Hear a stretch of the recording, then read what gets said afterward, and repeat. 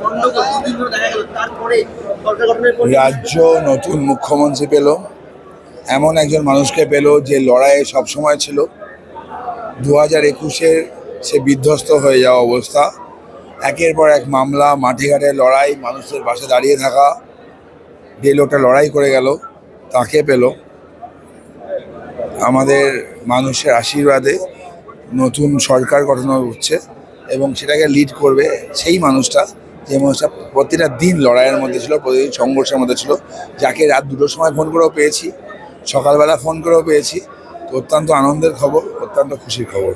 দীর্ঘদিন আপনাদের যারা বিজেপি কর্মী ঘর ছাড়া ছিল, বা বিগত যে দুদিনে বেশ কিছু কর্মীকে দেখলাম মারধর করা হলো, সরকার গঠনের পর কি তাদেরকে ব্যবস্থা নেওয়া হয় যারা এরকম কাউকে ছাড়া হবে না, আইনি পথে ব্যবস্থা হবে।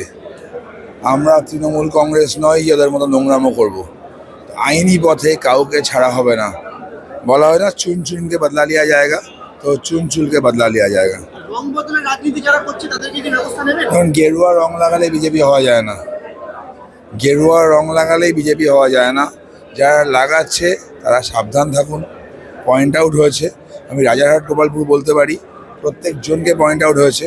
যে কটা চোর ছিল পয়েন্ট আউট হয়েছে, চোরদের বাবা সেটা জেলে যাবে, বাচ্চাগুলোও যাবে। আমার শেষ প্রশ্ন, বাংলাদেশের বেশ কিছু জামাতে ইসলাম যে রাজনৈতিক দলগুলি আছে, তারা মমতা বন্দ্যোপাধ্যায়ের এই ইস্তফা না দেওয়া বিষয়টাকে সাধুবাদ জানাচ্ছে, সেই বিষয়টা কিভাবে দেখেন?